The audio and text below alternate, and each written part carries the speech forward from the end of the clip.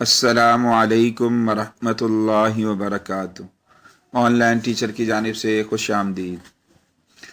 ایک یتیم لڑکی جس کا اس دنیا میں اپنی ماں کے علاوہ کوئی نہ تھا، اس کی شادی اپنی چچا زاد بھائی سے ہو گئی۔ وہ بہت ظالم تھا، نہ صرف اس لڑکی کو مارتا پیٹتا بلکہ اس کے خاندان والوں کا رویہ بھی اس لڑکی کے ساتھ ہتک امیز تھا۔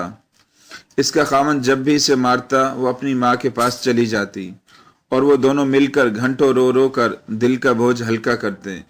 یہ سلسلہ 10 سال تک چلتا رہا۔ خدا کا کرنا ایسا ہوا کہ اس لڑکی کی ماں شدید بیمار ہو گئی۔ بستر مرگ پر لیٹی اپنی ماں سے جب وہ لڑکی لپٹ کر رو رہی تھی، تب اس نے اپنی ماں سے پوچھا کہ تمہارے مرنے کے بعد میں کس کے سرہانے روؤں گی تاکہ دل کا بوجھ ہلکا کر سکوں۔ اس کی ماں نے اس سے کہا جب اس کا خاوند اسے زیادہ مارے تو ہفتہ 2 ہفتہ بعد وہ یہاں آئے اور وضو کر کے اللہ کے حضور سجدہ ریز ہو کر روئے۔ اس کی ماں نے اسے یہ بھی وصیت کی کہ اللہ سے اپنے خاوند کے ظلموں کا شکوہ کرے، مگر اس کی ہدایت رب جلیل سے ضرور مانگتی رہے۔ اپنی ماں کی جدائی کے بعد جب بھی اس کا خاوند اسے مارتا تو وہ ماں کے گھر آ جاتی۔ وہ اپنے ساتھ لوٹا لا کر باوضو ہو کر اللہ کے حضور روتی۔ جب اس کا من ہلکا ہو جاتا تو واپس چلی جاتی۔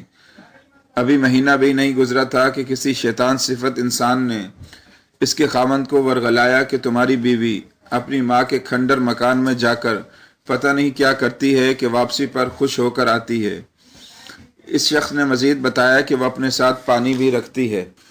تب اس لڑکی کے خاوند نے ایک دن اس کا تعاقب کیا تو کیا دیکھتا ہے کہ اس کی بیوی وضو کر کے سجدہ ریز ہو کر اللہ تعالیٰ سے اپنے خاوند کے ظلم کی شکایت کرتی ہے، پھر اس کی ہدایت کے لیے اللہ کے سامنے ہاتھ بلند کرتی ہے۔ جب وہ نماز سے فارغ ہوئی تو کیا دیکھتی ہے کہ اس کا خاوند اس کے سامنے آج جانا شکل بنائے معافی مانگ رہا ہے۔ بس کرو پگلی، تمہاری دعا قبول ہو گئی۔ یہ آواز اس کے کانوں میں جیسے ہی پڑی تو آنکھوں سے آنسو رواں دواں ہو گئے، مگر اب کی بار یہ آنسو خوشی کے آنسو تھے۔